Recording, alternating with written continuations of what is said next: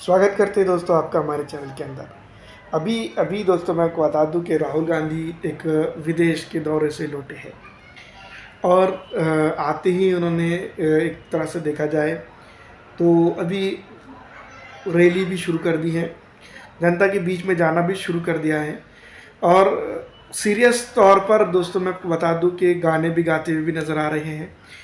दूसरी तरफ अगर हम बात करें जिस तरह से इंडिया गठबंधन की, तो इंडिया गठबंधन को लेकर हम ये बात ज़रूर कह सकते हैं कि कुछ नेता उनके बहुत ज़्यादा सीरियस है लोकसभा चुनाव को लेकर, और कुछ नेता काफ़ी सीरियस नज़र नहीं आते हैं। और ऐसे में भारतीय जनता पार्टी ने अपना एक टारगेट फिक्स कर दिया है, अब की बार 400 पार या फिर 400 सीट, जो भी जिस तरह से भी है, लेकिन पूरी तरह से उनका सोचना और समझना यही है कि हम इस बार भी सत्ता की तरफ 100% जाने वाले हैं। लेकिन क्या हम दोस्तों मैं बता दूं कि इंडिया गठबंधन के कोई एक नेता को पूछ ले कि आप सत्ता के पास जाने वाले हैं या नहीं, तो थोड़ा सा 100% जिस तरह से हम कह सकते हैं कि वो असमंजस में आ जाएगा और थोड़ा सा कन्फ्यूजन उसके अंदर पैदा हो जाएगा। क्यों? इसकी वजह भी यही है क्योंकि इंडिया गठबंधन के अंदर जिस तरह से जो चीज़ें देखने को मिल रही हैं वो काफ़ी जो है तो गड़बड़ है। अभी मैं आपको बता दूं कि आम आदमी पार्टी को जिस तरह से सीटें दी जा रही हैं, या फिर आरजेडी, या फिर जिस तरह से भी वेस्ट बंगाल के अंदर जो हालात है, इन तमाम तर चीज़ों को अगर देखा जाए और टटोला जाए तो कहीं ना कहीं ये बात साफ तौर पे नज़र आती है कि इंडिया गठबंधन फिलहाल जो है तो प्रधानमंत्री नरेंद्र मोदी की जो सियासत है, भारतीय जनता पार्टी की सियासत है, उसके स्टैमिने को, उसकी मैच्योरिटी को वो भी मैच नहीं कर पा रहा है। अभी कुछ दिनों पहले दोस्तों मैं आपको बता दूं कि जो भारतीय जनता पार्टी के लिस्ट जारी होने वाली थी, फिर उसके बाद लिस्ट आ गई।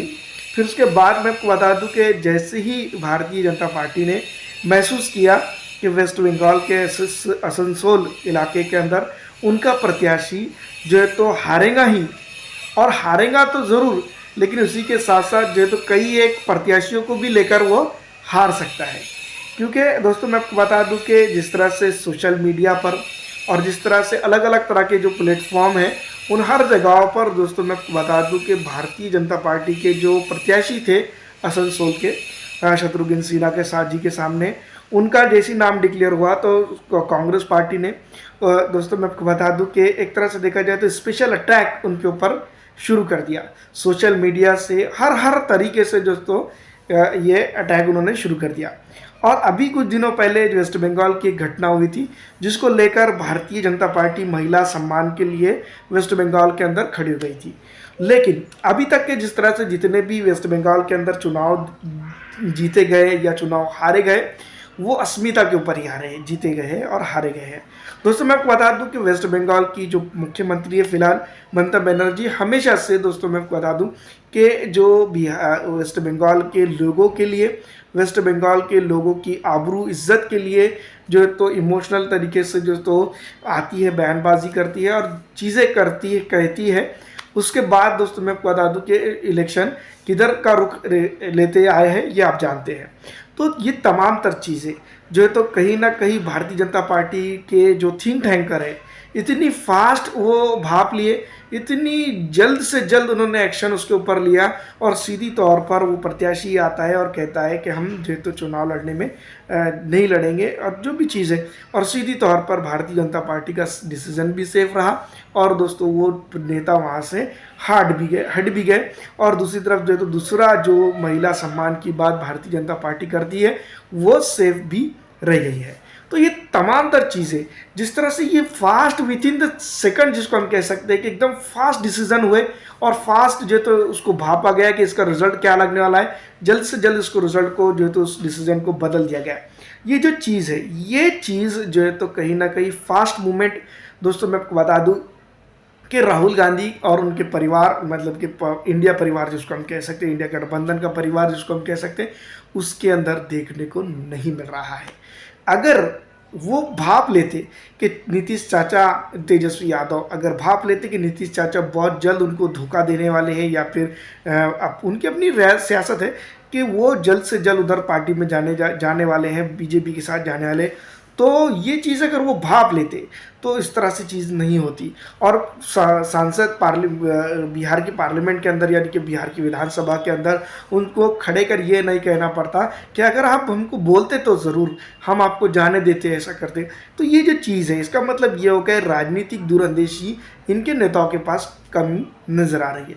दूसरी तरफ उत्तर प्रदेश की अगर हम बात करें तो अखिलेश सिंह यादव पीडीए की ज़रूर ताल ठोक कर बात करते हैं कि पीडीए के दम पर जो तो बिहार के उत्तर प्रदेश के अंदर जो है तो भारतीय जनता पार्टी को हराएंगे और 80 के 80 सीटों के ऊपर जो है तो वो उनका गठबंधन कामयाब होगा। बिल्कुल भी नहीं होगा। इसलिए मैं ये कह रहा हूँ क्योंकि दोस्तों मैं बता दूं कि जहाँ जो नेता की ज़रूरत है वहाँ वो नेता प्लांट हो ही नहीं रहा है। क्यों नहीं हो रहा है? क्योंकि वहाँ पर जहाँ पर ज़रूरत है वहाँ मुस्लिम नेता की ज़रूरत है। और अखिलेश सिंह यादव कुछ चुनाव से अगर हम देखें, लोकसभा चुनाव पिछले दफ़ा के, फिर विधानसभा चुनाव उत्तर प्रदेश के, फिर दोस्तों मैं बता दूं कि लोकसभा चुनाव, फिर अब दोस्तों ये तमाम तर चुनाव के अंदर मुस्लिम नेताओं से और मुसलमान नाम से उन्होंने एलर्जी स्थापित कर ली है। और ट्वीट भी जो है तो वो मुसलमानों के सपोर्ट में करते हैं, तो लेकिन एक विशेष जाति या फिर दोस्तों मैं बता दूं कुछ जाति विशेष इस तरह के अल्फाज का इस्तेमाल करके वो करते। खुलकर बोलने की सख्त ज़रूरत है। जिस तरह से मैं आपको बता दूं कि भारतीय जनता पार्टी के नेता चाहे वो मुसलमानों का नाम लो या ना लो, लेकिन वो एक तरह से देखा जाए तो फ्रीडम ऑफ एक्सप्रेशन उनके पास दिखता है। वो खुलकर बोलते हैं कि हाँ ये नहीं है, वो है, ये होना चाहिए, ये नहीं होना चाहिए। लेकिन यहाँ पर जो तो अखिलेश सिंह यादव की अगर बात करें तो ये इस तरह से दोस्तों मैं बता दूं कि राजनीति उत्तर प्रदेश के अंदर कर रहे हैं, जो तकरीबन 45 के 50 सीटें ऐसी है जहाँ पर मुस्लिमों का वोट निर्णायक है। ये बात जान चुके हैं अखिलेश सिंह यादव विधानसभा चुनाव के अंदर, पिछले लोकसभा चुनाव के अंदर, कि मुसलमान वोटर ही जो तो उनको वोट कर रहा है। यादव वोट जो उनका कोर वोट था वो तो छोड़ के जा चुका है। इसके बावजूद भी दोस्तों मैं आपको बता दूं कि ये चीज़ें हो रही है। अभी कुछ दिनों पहले सर्वे चल रहा था CNN का और बहुत अलग अलग चैनलों से कि वहाँ पर इनके उत्तर प्रदेश के अंदर 2 सीटें वो जीत रहे हैं, कि अखिलेश सिंह यादव और एक डिम्पल यादव जी की। तो मैं आपको बता दूं वो सीटें कौन सी है और क्यों जीत रहे हैं। वहाँ पर भी मेजोरिटी में मुस्लिम है और वहीं पर वो जीत रहे हैं। तो ये सोचने की ज़रूरत है कि एकदम फास्ट मूवमेंट और फास्ट डिसीजन की सख्त ज़रूरत है। एक तरह से देखा जाए तो भारतीय जनता पार्टी का वो डिसीजन वेस्ट बंगाल का फंस सकता था। अगर उसी नेता को कंटिन्यू करते तो उनका डिसीजन पूरी तरह से फंस जाता और परेशानी होती थी। लेकिन भारतीय जनता पार्टी के पास वो पॉलिटिकल पावर आ चुका है, थिंक करने का, सोचने का, फास्ट डिसीजन लेने का।